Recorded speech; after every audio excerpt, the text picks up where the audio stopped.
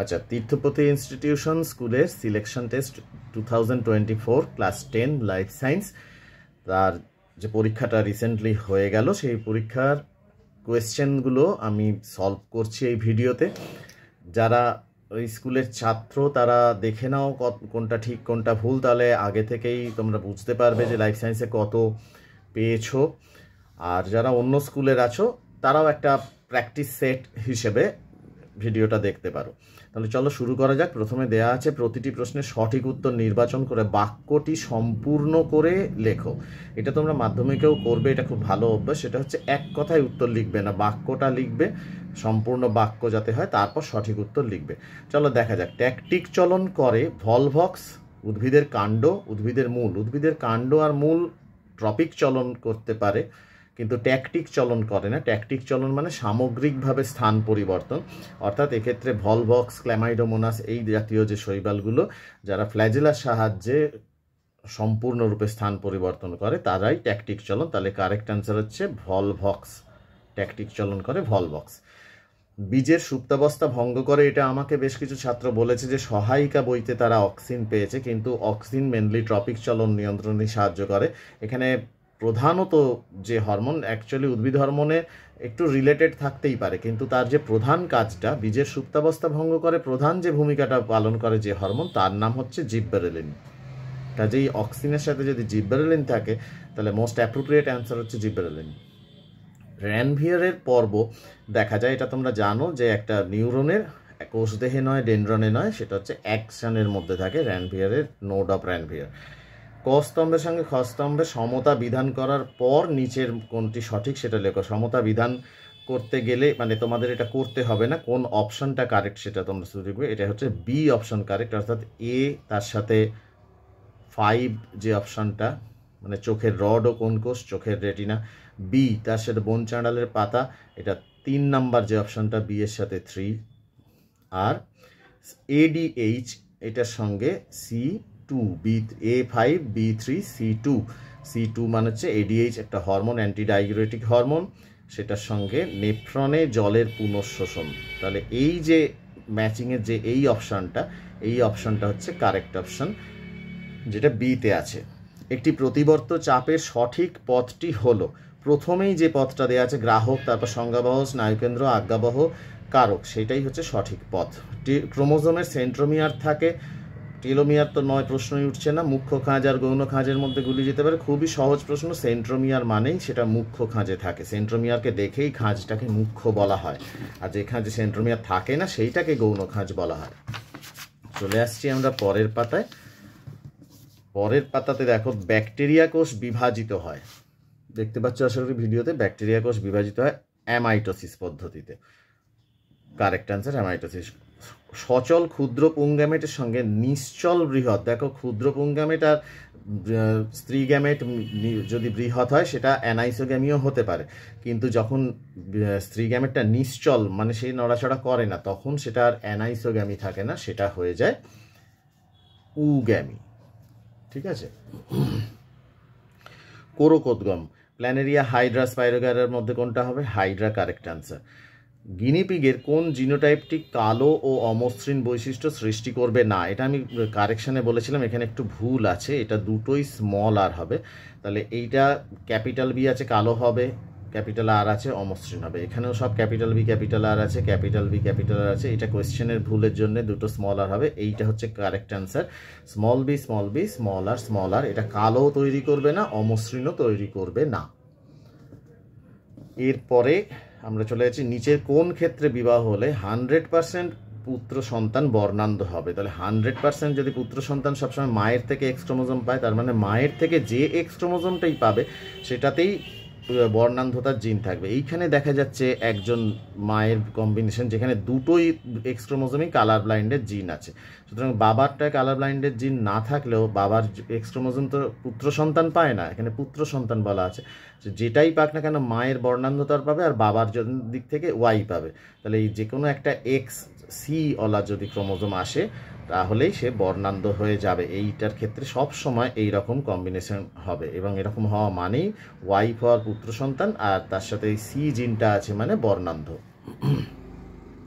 ঘোড়ার বিবর্তনে সঠিক ক্রমটি হলো, এটা তো মুখস্থ রাখার ব্যাপার, এই সি অপশানটা হচ্ছে কারেক্ট অপশান, ইও মেসো মেরি প্লায়ো ইকুয়াস। মিজোরাম ও ত্রিপুরা যে বায়োডাইভার্সিটি হটস্পটের অন্তর্গত, এটাও মুখস্থ রাখার ব্যাপার, সেটা হলো ইন্দো বার্মা। ইন্দো বার্মার মধ্যে মিজোরাম পড়ে আর ত্রিপুরা পড়ে। সিউডোমোনাস ও থায়োব্যাসিলাস ডিনাইট্রিফাইং ব্যাকটেরিয়া।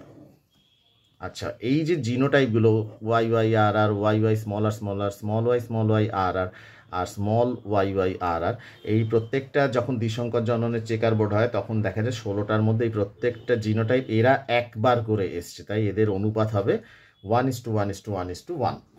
এরকম ধরনের প্রশ্ন কিন্তু আজকাল মাধ্যমিকে আসছে, সেগুলোর জন্যই তোমাদের এইভাবে টেস্টের কোয়েশ্চেনে দেওয়া। এরপর 2 নম্বরে বিভাগ হয়, 26টা থেকে 21টা প্রশ্নের উত্তর লিখতে হয়। প্রথমেই আছে দেখো শূন্যস্থান পূরণ। শূন্যস্থান পূরণে শুক্রাণু ডিম্বাণু পরাগরেণুর অতি নিম্ন তাপমাত্রায় -196 ডিগ্রি, তার নাম কি? ক্রায়ো প্রিজার্ভেশন বা ক্রায়ো সংরক্ষণ। স্পর্শে লজ্জাবতীর পাতা মুড়ে যাওয়ার চলনকে বলে সিজমোনাস্টিক। ইনসুলিন উৎপন্ন হয় অগ্নাশয়ের বিটা কোষ থেকে, আলফা কোষ থেকে গ্লুকাগন, বিটা কোষ থেকে ইনসুলিন। বাইফোকাল বা প্রোগ্রেসিভ লেন্স ব্যবহার করা হয় চোখের যে ত্রুটি সারাতে, তাকে বলে প্রেসবায়োপিয়া। ক্যান্সার সৃষ্টিকারী একটি উপাদান, মানে যাকে কার্সিনোজেন বলে, যা সিগারেটে থাকে, অনেকে উপাদানের নামই কার্সিনোজেন লিখেছে, কার্সিনোজেনটাই তো নামটা জানতে চাওয়া হয়েছে। কাজেই কার্সিনোজেন বা ক্যান্সার সৃষ্টিকারী একটি উপাদান যা সিগারেটের মধ্যে থাকে। এই উপাদানগুলির মধ্যে নিকোটিন, টার, বেনজোপাইরিন, N-নাইট্রোসোডাইমিথিলিন, এই ধরনের যে নামগুলো বইতে রয়েছে সেই নামগুলোর মধ্যে যে কোনো একটা লিখলেই হবে। এরপরে খাদ্যের অবস্থান মৌচাকের 100 মিটারের বেশি দূরে হলে মৌমাছি ড্যাশ নৃত্য করে। দুরকম আছে, একটা চক্রাকার আর একটা ওয়াগল বা এইরকম 8-এর মতো, যেটাকে বলে ওয়াগল। অনেকে 8 নৃত্য লিখেছো, 8 নৃত্যটা অ্যাকচুয়ালি এরমভাবে নৃত্যটার নাম তো 8 নৃত্য নয়, নৃত্যটার নাম হচ্ছে ওয়াগল। তাহলে ওয়াগল কথাটা বলতে হবে, এটাই সঠিক উত্তর। ওয়াগল বা ওয়াগটেল বললেও হবে, অনেকে আবার ওয়াগটেলটাকে ওয়াগলেট করে দিয়েছে, নামটা পাল্টে যাচ্ছে, কাজে ওয়াগটেলটাকে ওয়াগলেট করলে কাটা যাবে। কিন্তু শুধু 8 যারা লিখেছে আমি নাম্বার দিয়েছি, কিন্তু মাধ্যমিকে এটা নাম্বার পাওয়ার চান্স নেই, কিন্তু তো যেটা নাম সেই নামটা বলতে হবে। এরপরে দেখো সত্য ও মিথ্যা। হাঁটুর ঝাঁকুনি এটি একটি একসন্ধি প্রতিবর্ত ক্রিয়া, এটা সত্য, সঠিক। ক্রোমোজোমের ইউক্রোমাটিন অংশে ডিএনএ থাকায় জেনেটিকভাবে সক্রিয়, এটাও সঠিক। বিটা থ্যালাসেমিয়া 16 নম্বর অটোজোমের জিন ডিলিশনের কারণে হয়। 16 নম্বর অটোজোমের জিন ডিলিশনেও থ্যালাসেমিয়া হয়, কিন্তু সেটাকে বিটা থ্যালাসেমিয়া বলে না, সেটাকে বলে আলফা থ্যালাসেমিয়া। আর বিটা থ্যালাসেমিয়া হয় 11 নম্বরের জন্য। তাহলে বিটা থ্যালাসেমিয়া বলছে অথচ 16 নম্বর বলছে, কাজেই এটা ফলস বা মিথ্যা।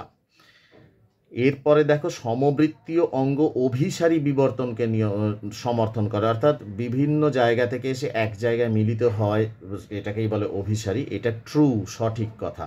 চিড়িয়াখানা ইন সিটু সংরক্ষণ না, চিড়িয়াখানা এক্স সিটু, সুতরাং এটা ফলস। ক্রোমোজোমের মধ্যে ক্রসিং ওভার ঘটতে দেখা যায়, হ্যাঁ দেখা যায়। মাইটোসিস বিভাজনে না, মায়োসিস বিভাজনে, তাহলে মাইটোসিস বলা আছে মানে এটা ফলস। এরপরে দেখো অ্যাক্রোমেগালি। অ্যাক্রোমেগালি হলো পরের পাতায় যে অপশানটা আছে আমাদের, এসটিএইচ বা গ্রোথ হরমোন, তাহলে অ্যাক্রোমেগালির সঙ্গে হবে এফ এর এসটিএইচ। চোখের সিলিয়ারি পেশি ও সাসপেন্সারি লিগামেন্ট এটা কি করে? চোখের উপযোজনে সাহায্য করে, তাহলে এখানে সি অপশনটা হবে, এটা হবে এফ। জাইগোট, জাইগোট সবসময় ডিপ্লয়েড কোষ হয়, তাহলে জাইগোটে হবে ই। লোকাস, লোকাস মানে হচ্ছে ক্রোমোজোমের কোনো একটি নির্দিষ্ট স্থানে জিনের অবস্থান, তাহলে এটা হবে জি। রেড গ্রন্থি এইটা থাকে রুই মাছের পটকাতে।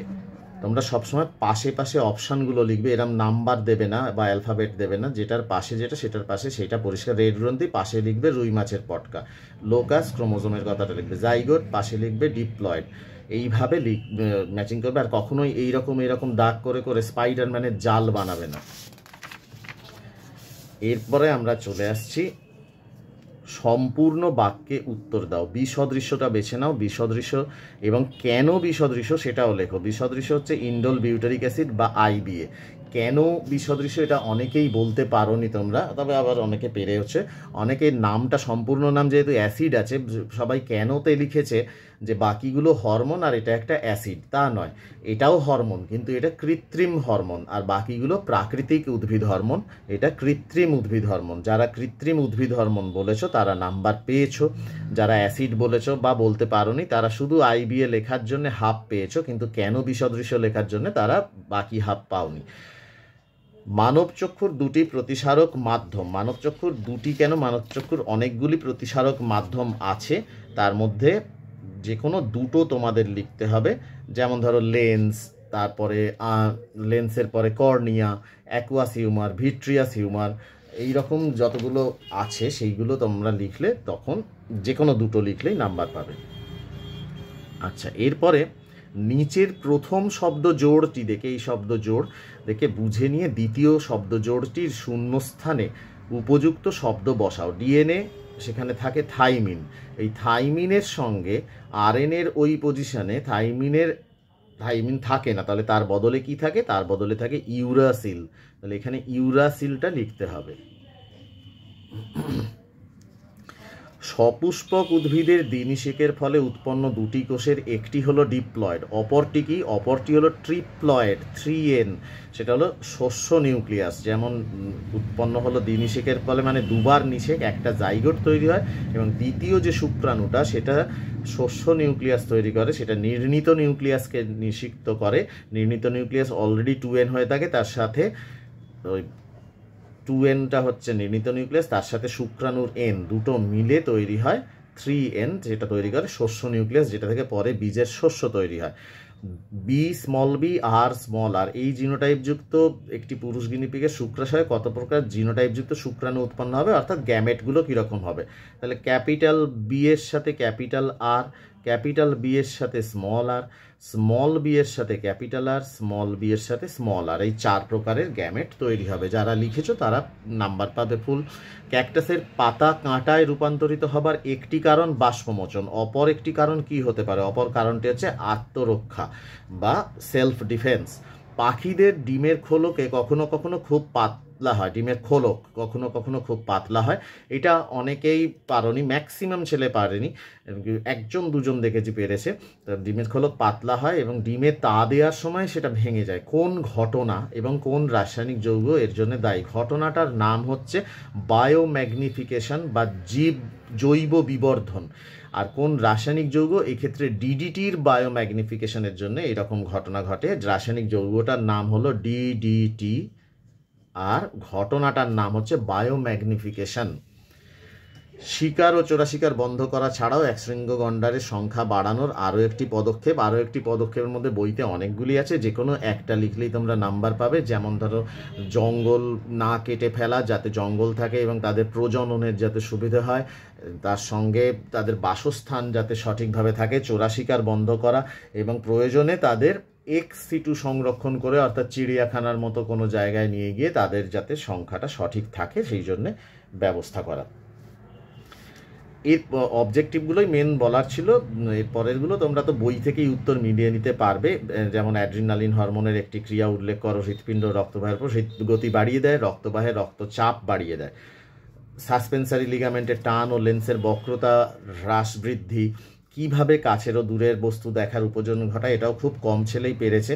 সাসপেন্সারি লিগামেন্ট যদি টান হয় তাহলে লেন্সটা সরু হয়ে যায়, তার ফলে লেন্সের বক্রতাটা কমে যায়। সাসপেন্সারি লিগামেন্টের টান বাড়লে বক্রতা কমে, বক্রতা যত কমবে তত দূরের জিনিস দেখতে পাবে। আর সাসপেন্সারি লিগামেন্টের টান কমে গেলে লেন্সের বক্রতা বেড়ে যাবে, লেন্সটা বেশি উত্তল হবে, তখন কাছের জিনিস দেখতে পাবে। এইটাই উপযোজনে ঘটায়। আচ্ছা, bicep, triceps, deltoid, latissimus. Biceps হলো ফ্লেকশন, ট্রাইসেপসের যে সংকোচন তাকে বলে এক্সটেনশন, ডেল্টয়েড পেশির সংকোচনে যেটা হয় সেটা হলো অ্যাবডাকশন, আর ল্যাটিসিমাস ডরসির জন্য হয় অ্যাডাকশন। এই নামগুলো বললেই হবে। অপত্য কোষের সংখ্যা অপত্য কোষের নিউক্লিয়াসে প্রাপ্ত ক্রোমোজোম সংখ্যার ভিত্তিতে মাইটোসিস। তাহলে অপত্য কোষের সংখ্যা, মাইটোসিস কোষ যখন অপত্য কোষ হয় তখন 2টি কোষ হয়, মিওসিসে যখন অপত্য কোষ হয় তখন 4টি কোষ হয়। প্রাপ্ত ক্রোমোজোম, নিউক্লিয়াসে প্রাপ্ত ক্রোমোজোম সংখ্যা মাইটোসিসের যা মাতৃকোষের সমান সংখ্যক নিউক্লিয়াস হয় অর্থাৎ 2n সংখ্যক, আর মিওসিসের ক্ষেত্রে n সংখ্যক মাতৃকোষের অর্ধেক সংখ্যক। এই দুটো পার্থক্য বললেই হয়ে যাবে। ছত্রাকের 2 প্রকার রেণুর নাম চলরেণু আর অচলরেণু। এই দুটো নাম বলে তাদের কার্য দুটো ক্ষেত্রেই অযৌন জননে সাহায্য করে, চলরেণু এবং অচলরেণু। অচলরেণু মানে তার চলন করতে পারে না, তার স্থানান্তর হয় না, চলরেণু স্থানান্তর হয়। একটি শঙ্কর কালো গিনিপিগের সঙ্গে একটি সাদা গিনিপিগের জনন ঘটালে বলেছে যার F1 জনতিক হবে। তাহলে আগেই প্যারেন্টাল জেনারেশনটা তৈরি করাটাই আসল। শঙ্কর কালো মানে ক্যাপিটাল বি স্মল বি, তার সাথে জনন ঘটানো হচ্ছে স্মল বি অর্থাৎ সাদা গিনিপিগ। F2তে কী হবে? গ্যামেট হবে ক্যাপিটাল বি এর আর স্মল বি, 2 রকম গ্যামেট হবে, আর এটার হবে এক রকমেরই গ্যামেট স্মল বি। এক্ষেত্রে এই দুটোতে তৈরি হবে ক্যাপিটাল বি স্মল বি, আর এই দুটোর ক্ষেত্রে হবে স্মল বি। তার মানে 1:1। এটা ফিনোটাইপিক রেশিও হবে 1:1, জিনোটাইপিক রেশিও হবে 1:1। ঠিক আছে, এর পরের যে প্রশ্নগুলো সেগুলো সিম্পলি মানে বইতে ভালো করে বইটা পড়লে সবাই পারবে, এগুলো আর ডিসকাস করছি না, এগুলো প্রত্যেকটাই বইতে আছে। মুখস্থ করার জিনিস, বুঝে নেওয়ার জিনিসগুলো অলরেডি আলোচনা করলাম, এবং তার সঙ্গে অবজেক্টিভগুলো বলে দিলাম যাতে তোমরা অবজেক্টিভে কত পাও এবং বুঝে নেওয়ার যে 2 নাম্বারগুলো ছিল সেগুলো কত পাও সেটা নিয়ে আলোচনা হলো। এর পরবর্তীকালে অন্যান্য প্রশ্ন, টেস্ট পেপারের প্রশ্ন বা এইখানে এই প্রশ্ন থেকেও যদি কোনো প্রশ্ন মনে হয় যে উত্তর দরকার, আমাকে কমেন্টে লিখে জানিও, আমি নিশ্চয়ই চেষ্টা করব সেগুলো ডিসকাস করে যতটা সম্ভব তোমাদের বুঝিয়ে দেওয়ার। মাধ্যমিকের জন্য অল দ্য বেস্ট সবাইকে, ভালো করে পড়াশোনা করো। সাজেশন ভিত্তিক অবশ্যই পড়ো না, মাধ্যমিকের কোয়েশ্চেন এখন এমন বানাচ্ছে যাতে সাজেশনের ওপর নির্ভর করলে ভালো নাম্বার পাওয়া যাবে না, সুতরাং পুরো বইটাই ভালো করে খুঁটিয়ে পড়বে। Best of luck for your exam. ভালো থেকো সবাই।